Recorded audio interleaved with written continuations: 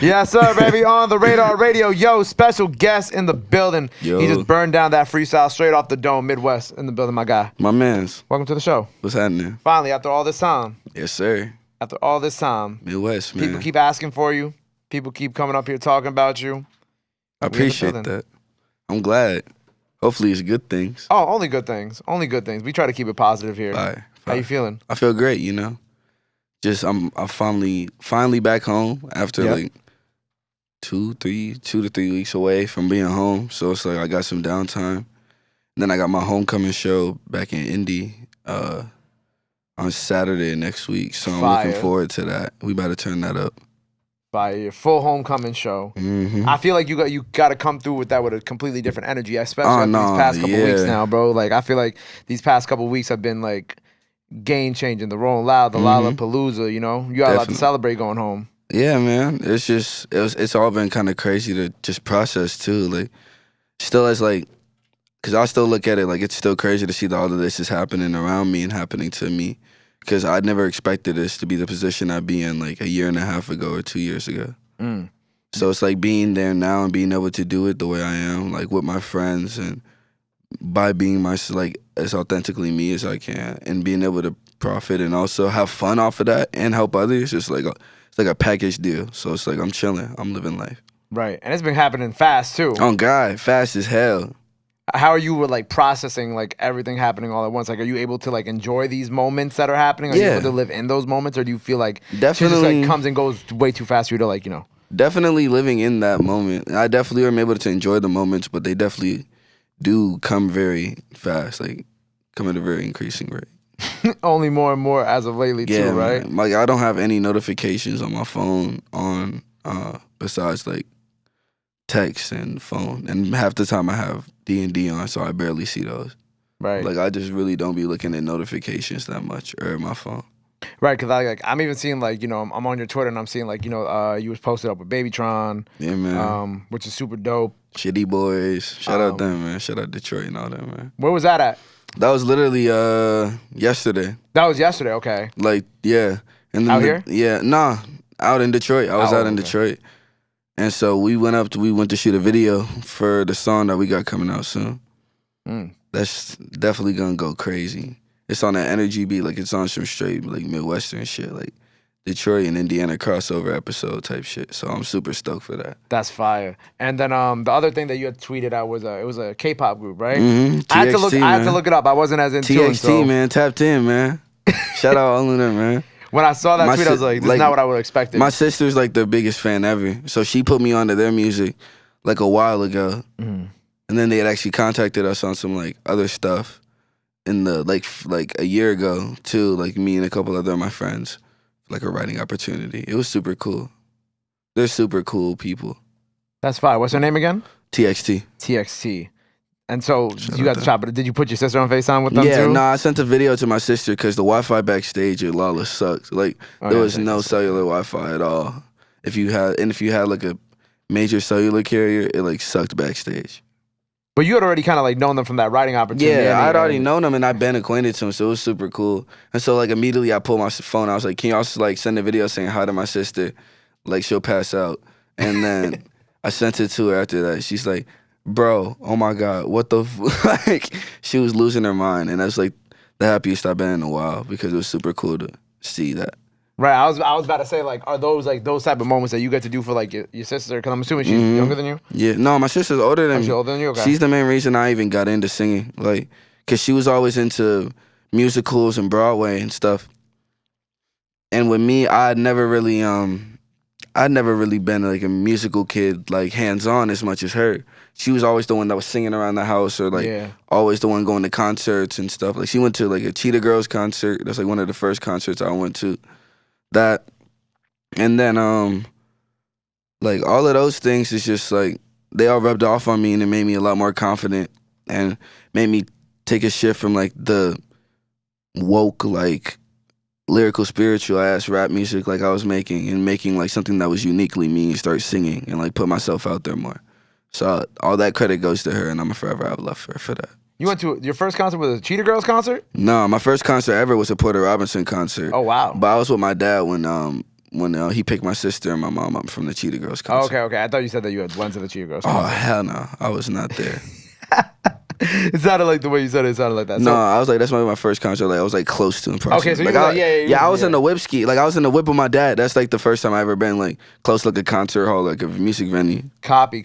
So you said they used to be making like lyrical, spiritual, yeah, man, like rap, and it's funny because Cash Zombie came on here and said the same thing that he. Bro, everybody starts trying to make like the most basic shit ever, like in in a good way. Like they'll try and like when you start out, you're mad experimentative. Like you don't give a fuck about anything. You'll try like hop on like these type of beats until you try and find what sound sticks for you.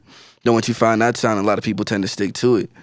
But starting off on like stuff like that, like with me, it was like I was already in that realm sort of because I was always into English stuff, like literature and like English class and all of that stuff. It's like all stuff that I was really I always excelled in when in school. Like I sucked at math. Like I sucked at math and science. Like all of the other stuff outside of like English and history I was good at. Like no, actually I was good at English and history, and then everything else it was like, ooh, man, you know, that and band I could go crazy on the baritone, no doubt. Oh, you were snapping on the baritone. I was going back crazy in the day? on the baritone and the trumpet on my crazy shit. The trumpet was the one you hold out like this. The baritone was like the baritone. No, but the trumpet is like straight out, and then the baritone was like the big one, right? Trumpet is the one where you hold on to. Like it has the 3 valves, and then you have the baritone, which also is a 3-valve instrument, but it's a bigger one. It's so you hold it like you're. You hold a baritone like you would hold it's basically a smaller tuba. Right. I'm trying to remember the baritone. Like you hold it in your lap, and it's like this shape. It's like you hold it like that more than you hold it like that. You don't cradle it like a baby, you know. Right. You were snapping on that shit? I was snapping on that motherfucker.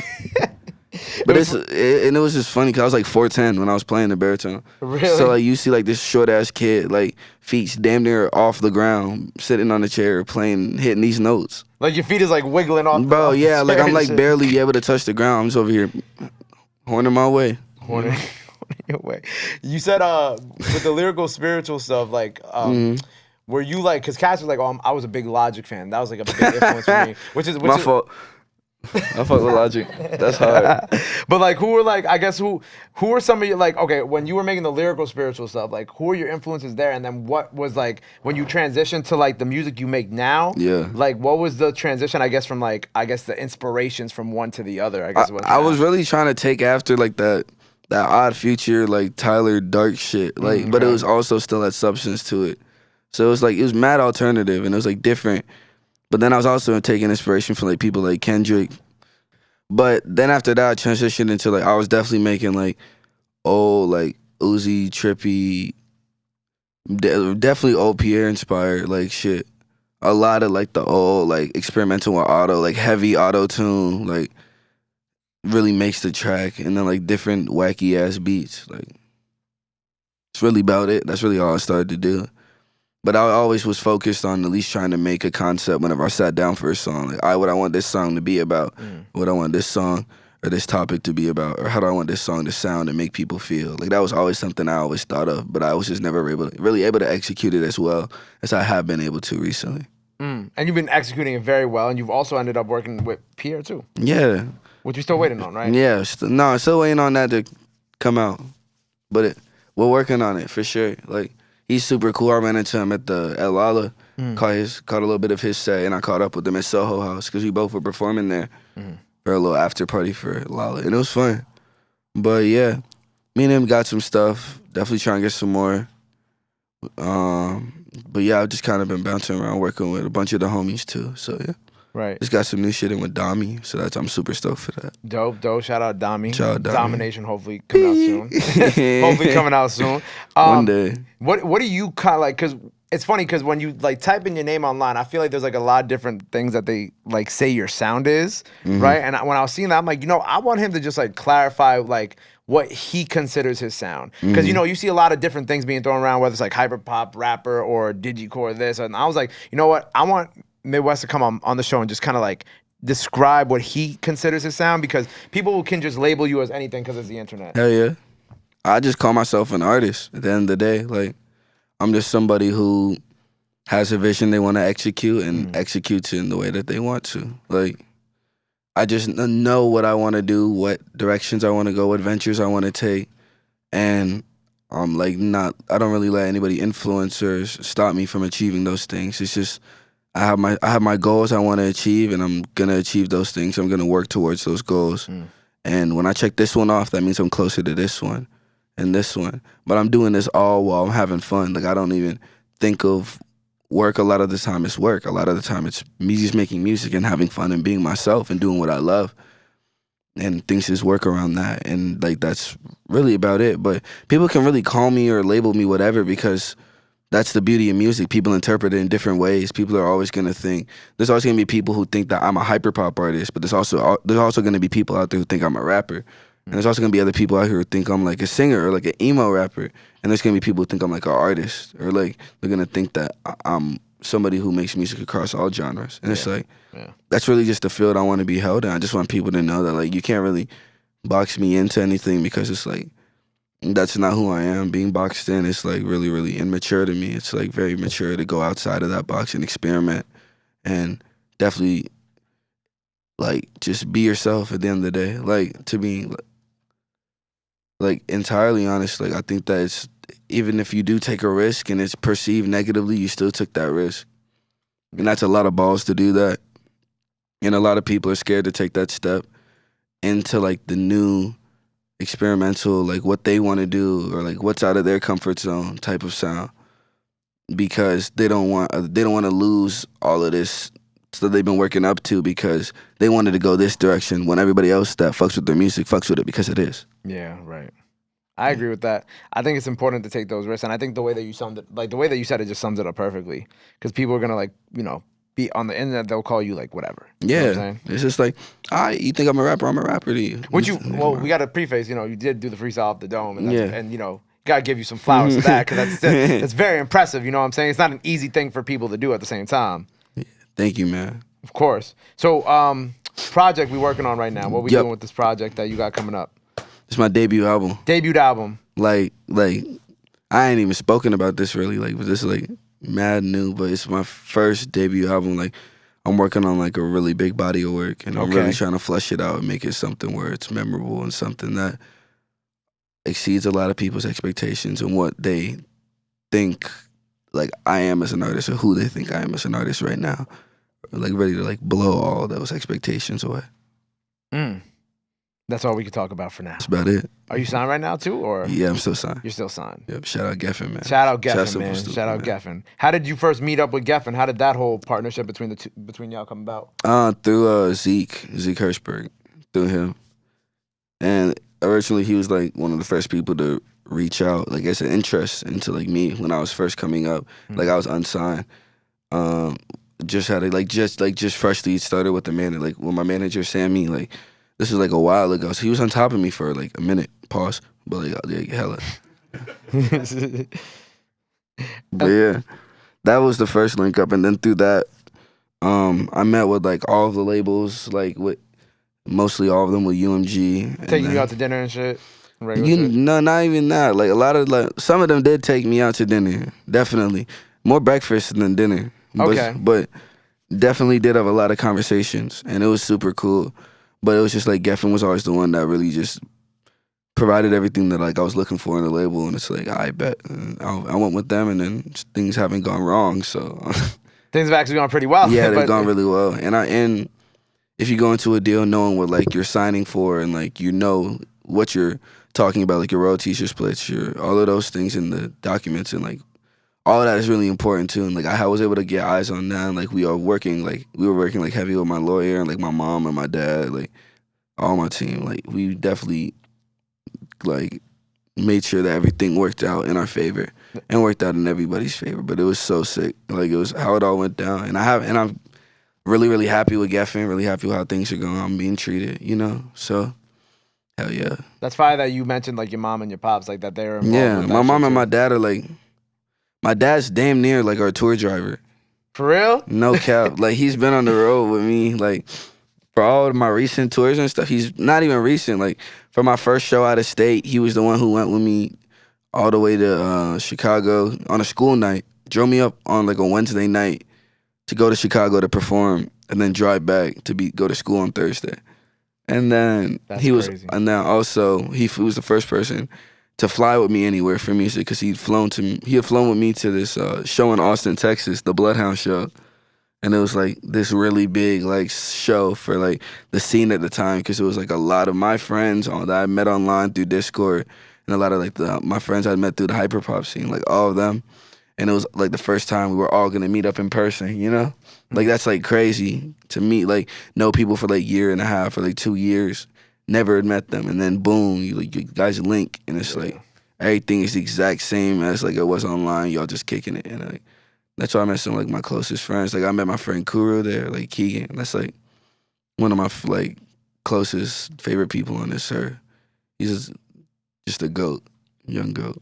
Right. It's interesting because you mentioned that, like, even, like, you know, we got same shit with Tana in the building. Tana, I was talking to Rio about this, like, and so on and so forth, like all the guys, Lewis and shit. Like, I know a lot of y'all had all met during this time, during the pandemic, and that's when all of y'all's music careers really started kind of taking off the way that it did. And then, you know, we talk about like the Discord chats and the this and that, and even with Chris was also talking about that shit too, like just knowing each other all from online shit. And it's crazy because like I forget that like that period of time I didn't forget that it happened, but it's like weird to think about like that period of time being like actually a time where like all of y'all are online together talking about making music, and then all y'all have like come up at the same time too, and that shit is pretty beautiful, and the fact that y'all are all friends also is just the icing on the cake for that too. Bro, it's just all of us just all want to see each other win, and we're all willing to be, and we're all like unapologetically ourselves, you know, like we don't give a fuck about how people perceive us because this is who we are. And the people that dislike us, they dislike us. People that like us, they like us. And we're going to keep that pushing. And we're going to keep helping out these people in the way that we can, which is by making music. Right. And it was funny because I don't know if you got to see the clip. I think we posted it of like Rio talking about you. I'm not sure if I did. But Rio was like, he was so excited. he's like, yeah, one day I just got a text from Midwxst, and I was just like, I freaked out and shit like that. And then he was telling us about the song that I guess y'all are working on or something like that. We got a little little plug drawing that go crazy. It's like, what was it? Club and B. We say it was Club and B. We said it was Club and B. Yeah. Is that on? That's probably. Is that his song or your song? No, it's my drawing. I'm definitely gonna drop that. Maybe with the album.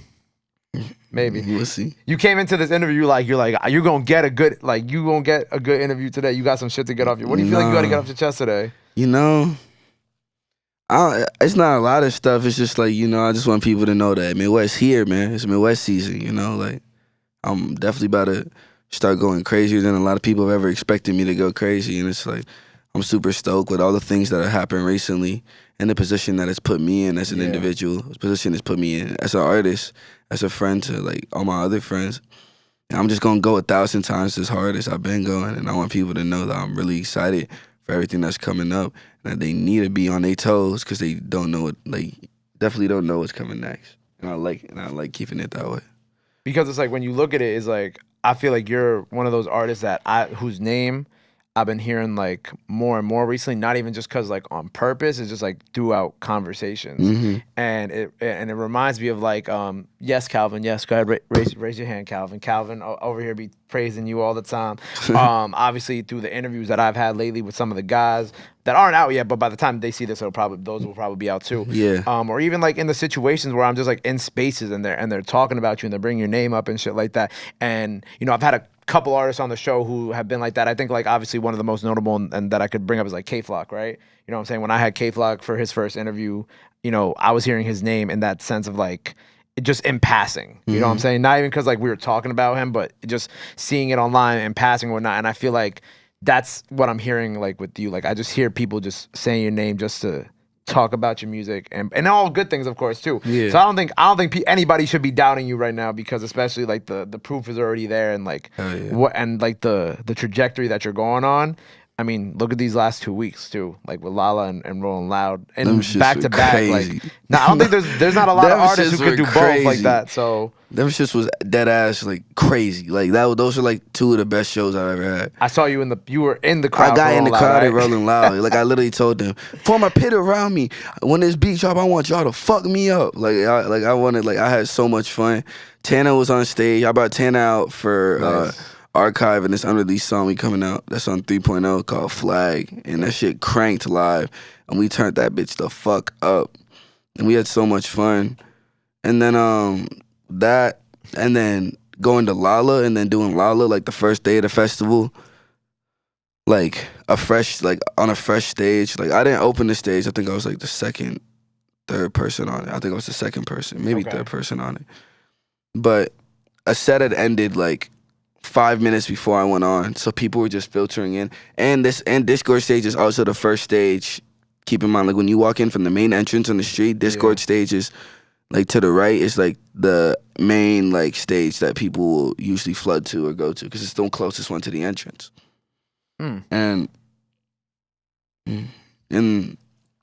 so I was like nervous. This is like the first time I think I was nervous for a show. Like it was like, this is the first time in like ages I've been nervous for like anything like performance wise. Cause usually like I've conditioned myself to not be like scared. I'm not really scared of shows. I just kind of go out, have fun and do them most of the time. And I bring out as much energy as I can. But it was like, this one is different because this is like me performing at like one of the biggest festivals in the US at 19, being from the Midwest. Like this was like something that was like a really big moment to me. And I had like hella of my Park Tudor like high school friends were in the crowd. Wow. Like I want to say like 10 of my friends were like on the left side of the pit, and they were all like barrier, and they were all came for my set. And then my best friend in the whole world, Parker, was on the right side, and he was with like his brother and my friend Gus, and they were all there too. And then it was just so sick because this is like their first time seeing me live, and it's in such a triumphant setting. It was like they saw me like my prime. Like I went fucking crazy that day. I told them, open that pit. I want to see somebody get fucked up. Like I don't give a fuck. Like I just love having like really good energy. Obviously still making sure everybody's good, but like being able to like get out a lot of emotions and aggression and anger that a lot of people have pent up in a healthy manner, but like shoving people around, you know. I feel like that's pretty. In a way, that was also like a good intro to your homecoming show that you're about to do too. Hell yeah. You know what I'm saying? That's a good like little prelude to that. It's me, DC the Don, nice, Jalu, and Draco McCoy. Draco McCoy and Jalu, both artists from Indiana. I will put RB and Rello on there, but we had already booked everything first. So shout out to Rello. I'll be on the lookout for them. I know DC obviously. Yeah, DC man. That's my brother. It's actually his birthday. So today? It is today, isn't it? Oh, big Leo season. That is today. Big Leo season. Yeah, it's today. Happy G-Day. Happy G-Day, bro. Glow Skull Candy. Just saw this thing that you did with Skull Candy. Hell yeah. So what you got going on with them? Hey, man, they had me on there for a little performance of, like, one of my songs called Broken, and it was a really, really good song. And this is also my first time people, like, seeing me perform it, and that sort of nature. Like, that was, like, a semi-stripped-down version of what the song sounds like. And it was, like, a lot of people haven't really seen that side of me. That's pretty fire because, like, I haven't seen a lot from Skull Candy lately, so for them to tap in with you and kind of, like, I think that's pretty tough. Yeah, they tapped in, man. Super sick opportunity. Definitely shout out to them. They hooked me up too. I got the headphones I be wearing all the time are Skull Candies. For real. And they got this feature where like you can turn up how much that 808s, like how much the bass hits. Oh shit. Like a little knob. And them bitches be thumping. Like them bitches be hitting when you put the right song on. You gotta put me onto those headphones because that actually sounds pretty tough. I'm not gonna lie to you.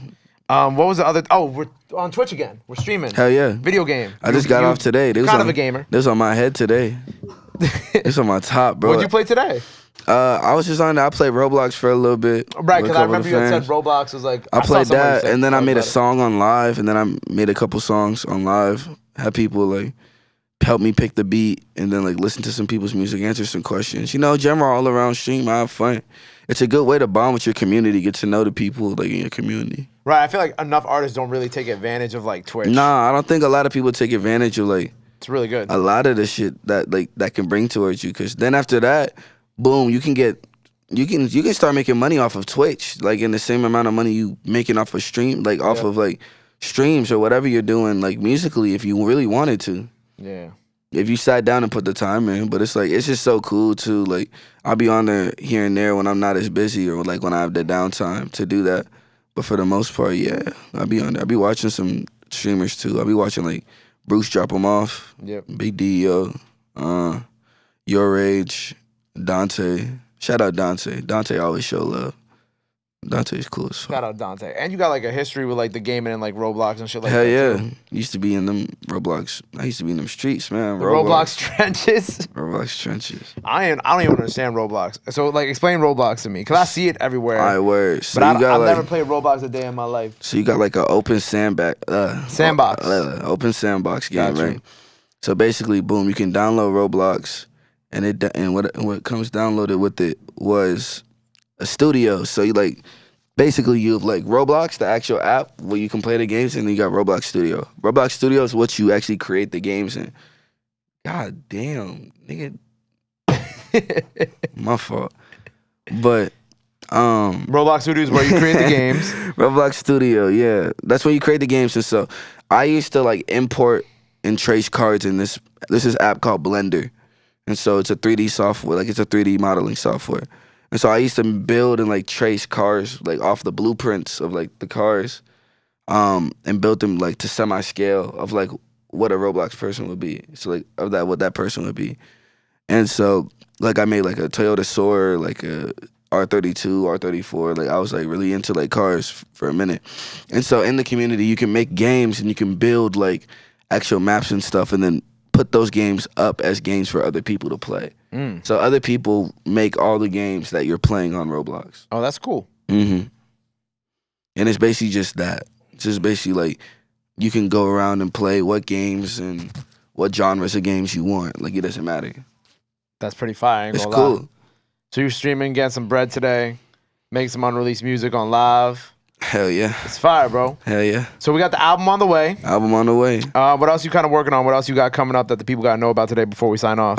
Definitely working on a tour. So tour's about to happen soon. Tour coming soon. And then my European lads, I might be over there soon. So definitely look out for me. Definitely gonna pop up at some things. Have some things. Word. Yeah. Well, look, man, congrats on everything. Thank you, man. Good luck on your homecoming show. Thank you for having me. Of course, my brother. You know what I'm saying? We had to make this happen. Too. Fuck is you talking? We had to make this shit happen. Hell yeah. But like I said, congrats on everything, bro. I can't wait to see what you do next. Like I really see a bright future for you. So thank you, man. We will be in tune. We will be in touch. I'm sure this is just the first of many interviews we're gonna do. Before we sign off here for the day, let the people know they can follow you out. Anything else you want to let them know? Now is the time to do it. This camera is on you right here. Yo, my name is Edgar. More people know me as Midwxst. You can see me on everything, catch me on everything. Midwxst. Catch me on every social media, every streaming platform. That's really about it. Hope you have a great rest of your day, night, wherever you live, whoever you are. Have a good one. Have a good one. Well, make sure you go follow him. Go show him some love. Go run up that freestyle. Out now. Debut album on the way. Love and support is free, but y'all already knew that. Till next time, Midwxst on the radar. Audi. Love, my brother. Schmirk. Boom.